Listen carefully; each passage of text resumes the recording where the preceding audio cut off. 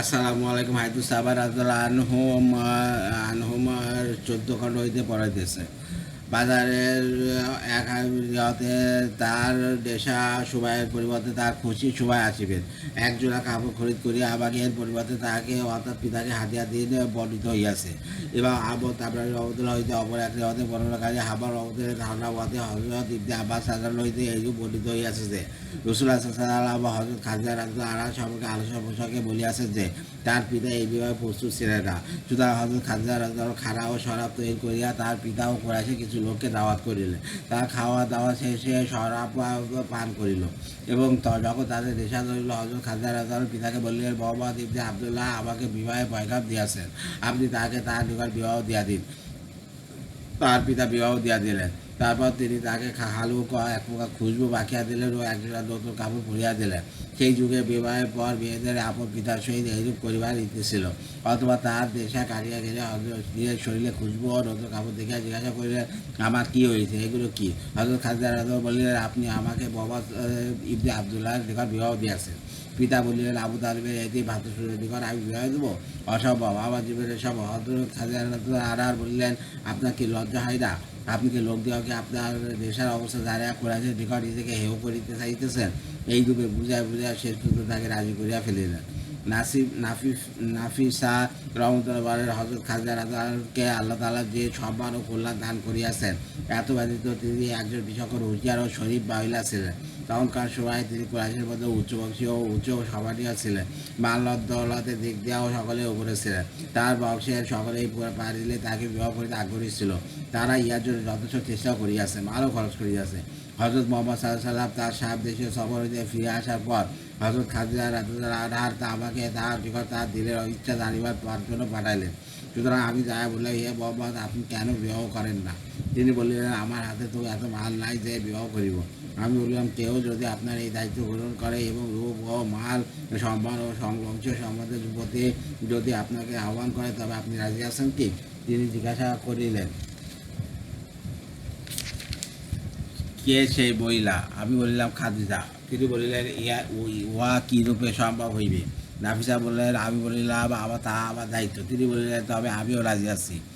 নাফিসা বলেন, আমি খাদিজা রাদিয়াল্লাহুকে যায়া সংবাদ দিলাম। তিনি নবী করিম সাল্লাল্লাহু আলাইহি ওয়াসাল্লামের নিকট সংবাদ পাঠাইলেন যে অমুক সময় আপনি উপস্থিত হইবেন।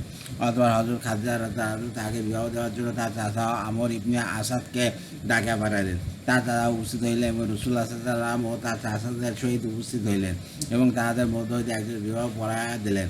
অতঃপর আমর ইবনে আসাদ আরবের একটা প্রবাদ বাক্য বলিলেন, উহা এমন নর যার নাকে আঘাত করা হইবে না, অর্থাৎ উপযুক্ত সম্বন্ধ হইয়াছে, উহা প্রত্যাখ্যান করা যায় না। বিবাহের সময় রাসূলুল্লাহ সাল্লাল্লাহু আলাইহি ওয়াসাল্লাম বয়স 35 বছর, হযরত খাদিজা রাদিয়াল্লাহু 40 বছর বয়স্কা ছিলেন। তিনি ফিলের ঘটনার 15 বছর পূর্বে জন্মগ্রহণ করিয়াছিলেন। ইবনে সাদ। রাসূলুল্লাহ সাল্লাল্লাহু আলাইহি ওয়াসাল্লামের সহিত হযরত আয়েশা রাদিয়াল্লাহু আনহার ও সাউদা রাদিয়াল্লাহু আনহার বিবাহ। হযরত আয়েশা রাদিয়াল্লাহু আনহা বলেন, হযরত খাদিজা রাদিয়াল্লাহু আনহার ইন্তেকালের পর হযরত ওসমান ইবনে মাযুন রাদিয়াল্লাহু আনহুর স্ত্রী হযরত খালাদা ইবনে হাকিম ইবনে আকওয়াস রাদিয়াল্লাহু আনহু মক্কাতে রাসূলুল্লাহ সাল্লাল্লাহু আলাইহি ওয়াসাল্লামকে বলিলেন, ইয়া রাসূলুল্লাহ, আপনি বিবাহ করিবেন না? তিনি বললেন, কাকে? খাওলা রাদিয়াল্লাহু বলিলেন, কুমারী হইলে কুমারী, আর বিধবা চাইলে বিধবা। তিনি জিজ্ঞাসা করলেন, কুমারী হইলে কে? খাওলা রাদিয়াল্লাহু বললেন, আপনার সর্বাপেক্ষা প্রিয় ব্যক্তির মেয়ে আয়েশা বিনতে আবু বকর রাদিয়াল্লাহু আনহার। তিনি জিজ্ঞাসা করিলেন, বিধবা কে?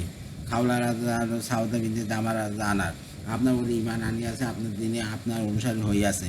তিনি বললেন, যাও, উভয়ের নিকট আমার পয়গাম দাও। হযরত খাওলা রাদিয়াল্লাহু আনহা হযরত আবু বকর রাদিয়াল্লাহু গেলেন। হযরত ঘরে হযরত আয়েশা রাদিয়াল্লাহু আনহার মা হযরত উম্মে রোমান রাদিয়াল্লাহু আনহাকে পাঠাইলেন। বললেন, হে উম্মে রোমান, আল্লাহ তাআলা কত না খায়রাত ও বরকত তোমার ঘরে দিয়াছেন। রাসূলুল্লাহ সাল্লাল্লাহু আলাইহি ওয়াসাল্লাম আমাকে আয়েশার জন্য পয়গাম দিয়া পাঠাইলেন। উম্মে রোমান রাদিয়াল্লাহু আনহার বলিলেন, আমি উহা চাইয়াছি, তবে একটু অপেক্ষা করো, আবু বকর আসিতেছেন। হযরত আবু বকর রাদিয়াল্লাহু আনহু আসিলে খাওলা রাদিয়াল্লাহু আনহা বললেন, হে আবু বকর, আল্লাহ তাআলা কতই না খায়ের ও বরকত আপনাদের ঘরে দান করিয়াছেন। রাসূলুল্লাহ সাল্লাল্লাহু আলাইহি ওয়াসাল্লাম আমাকে আয়েশার জন্য পয়গাম দিয়া পাঠাই দিয়াছেন। হযরত আবু বকর রাদিয়াল্লাহু বললেন, আয়েশা কি তাহার জন্য দুরুস্ত হইবে? সে তো তাহার ভাইয়ের মেয়ে। খাওলা রাদিয়াল্লাহু আনহার বলেন, আমি রাসূলুল্লাহ সাল্লাল্লাহু আলাইহি ওয়াসাল্লামের নিকট ফিরে আসিয়া উহা জিজ্ঞাসা করিলাম। তিনি বললেন, যায়া বলো, তুমি আমার ইসলামী ভাই, আর আমিও তোমার অনুরূপ ভাই। এই সুতরাং তোমার মেয়ে আমার জন্য দুরুস্ত হইবে। তিনি আসিয়া হযরত আবু বকর রাদিয়াল্লাহু জানালেন, তিনি বলেন, রাসূলুল্লাহ সাল্লাল্লাহু আলাইহি ওয়াসাল্লামকে আমার নিকট ডাকিয়ে আনো। তারপর রাসূলুল্লাহ সাল্লাল্লাহু আলাইহি ওয়াসাল্লাম আসিলে বিবাহে পড়াইয়া দিলেন। তাবরানী। ইমাম আহমদ রহমতুল্লাহ হইতে বর্ণিত রেওয়াতে আছে যে রাসূলুল্লাহ সাল্লাল্লাহু আলাইহি ওয়াসাল্লাম বলিলেন, তাহাকে যাইয়া বলো যে আমি তোমার ও তুমি আমার ইসলামী ভাই, এবং তোমার মেয়ে আমার জন্য দুরুস্ত আছে। খাওলা রাদিয়াল্লাহু আনহার ফিরে আসিয়া হযরত আবু বকর রাদিয়াল্লাহু জানাইলে, তিনিও তাহাকে অপেক্ষা করিয়া বলিয়া বাইর হইয়া গেলেন। হযরত উম্মে রোমান রাদিয়াল্লাহু আনহা বলেন, মুআতাম ইবনে আদি ইতিপূর্বে নিজের ছেলের জন্য আয়েশার বিষয়ে প্রস্তাব দিয়াছিল। খুদার কসম, হযরত আবু বকর কখনো ওয়াদা ভঙ্গ করেন নাই। সুতরাং তিনি মুতা ইবনে আদির নিকট গেলেন। তার নিকট তার স্ত্রী অর্থাৎ উক্ত ছেলে মা উপস্থিত ছিল।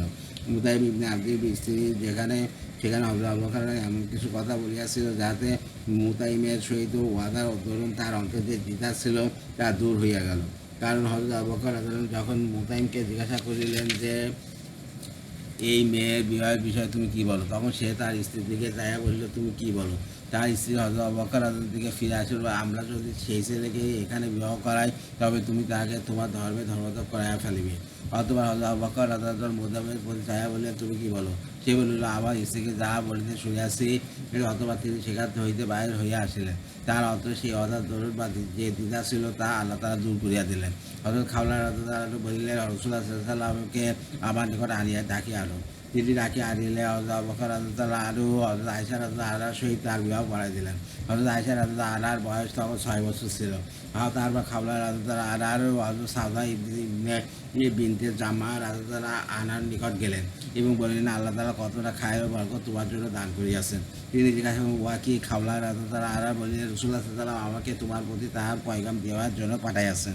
তিনি বললেন, আমিও তাই চাইয়াছি। যাও আমার পিতার নিকট বলো। তার পিতা অত্যন্ত বৃদ্ধ ও অধিক বয়সের দরুন অবসর হইয়া গিয়াছিলেন, আর সেই জন্য হজে যাইতে পারেন নাই। হযরত খাওলা রাদিয়াল্লাহু তার নিকট যাইয়া জায়রাতের নিয়মে তাহাকে অভিবাদন জানাইলেন। তিনি জিজ্ঞাসা করিলেন, কে। উত্তর দিলেন, আমি খাওলা বিনতে হাকিম। জিজ্ঞাসা করিলেন, কি খবর লইয়া আসিয়াছ। বলিলেন, আমাকে মুহাম্মদ ইবনে আবদুল্লাহ সাউদার প্রতি পয়গাম দেওয়ার জন্য পাঠিয়েছেন। তিনি বললেন, সম্বন্ধ তবে তোমার বান্ধবী কি বলে। বলিলেন, সে উহা পছন্দ করিয়াছে। তিনি পিতা বলিলেন, তাহাকে অর্থাৎ রাসূলুল্লাহ সাল্লাল্লাহু আলাইহি ওয়াসাল্লামকে আমার নিকট ডাকিয়া আনো। তিনি আসিলে সাউদা রাদিয়াল্লাহু সহিত তার বিবাহ করাই দিলেন। পরে তার ভাই আব্দুল্লাহ ইবনে জামার হজ হইতে ফিরাই এই বিবাহের কথা শুনিয়া দুঃখে ও আফসোসে আপন মাথায় ধুলাই ছেড়েতে লাগিল। পরবর্তী মুসলমান হওয়ার পর তিনি বলিয়াছেন, যেদিন রাসূলুল্লাহ সাল্লাল্লাহু আলাইহি ওয়াসাল্লামের সহিত সহদার বিবাহের কথা শুনিয়া দুঃখ করিয়া আপন মাথায় ধুলা ছিটাইয়া দিলাম, আমার জীবনের কসম সেদিন আমি একটা নিরেট মূর্খ ছিলাম। হযরত আয়েশা রাদিয়াল্লাহু আনহা বলেন, হিজরতের পর আমরা যখন মদিনা আসছিলাম, তখন সুনুম নামক স্থানে বনু হারিস ইবনে খাজরাজ গোত্রের নিকট উঠিলাম। একদিন রাসূলুল্লাহ সাল্লাল্লাহু আলাইহি ওয়াসাল্লাম আমাদের ঘরে আসিলেন। আমি তখন খেজুরের ডালে বাঁধা দোলনায় দোল খাইতেছিলাম। এমন সময় আমার মা আসিয়া আমাকে দোলনা হইতে নামিয়া লইয়া গেলেন। আমার মাথায় ঘাড় পর্যন্ত ছোট ছোট চুল ছিল। তিনি আমার চুল আশ্রয়া দিলেন ও মা পানি দ্বারা আমার মুখমণ্ডল ধুইয়া দিলেন। তারপর আমাকে টানিয়া লইয়া চলিলেন। দরজার নিকট বসিয়া দাঁড়াইলাম। খেলাধুলার দরুন আমার তখনও জোরে জোরে শ্বাস ওঠানামা করিতেছিল। উহা শান্ত হইলে তিনি আমাকে লইয়া ভিতরে প্রবেশ করিলেন। দেখিলাম রাসূলুল্লাহ সাল্লাল্লাহু আলাইহি ওয়াসাল্লাম আমাদের ঘরে একটি খাটের উপর বসিয়া আছেন। তার আশেপাশে অনেক আনসারী পুরুষ ও মহিলারাও আছেন। আমার মা আমাকে একটি ঘরের ভিতর বন্ধ করিয়া বলিলেন, উহারা আপনার পরিবার।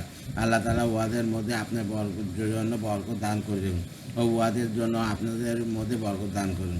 অথবা পুরুষ ও মহিলাগণ সেখানে দ্রুত বাইর হইয়া গেলেন। আর রাসূলুল্লাহ সাল্লাল্লাহু আলাইহি ওয়াসাল্লাম আমাদের ঘরে আমার সহিত বছর কাটাইলেন।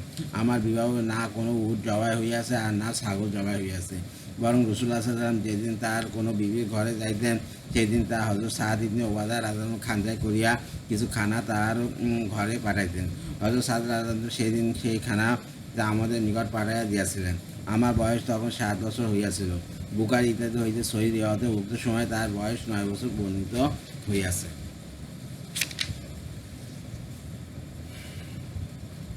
আল্লাহ হাফেজ।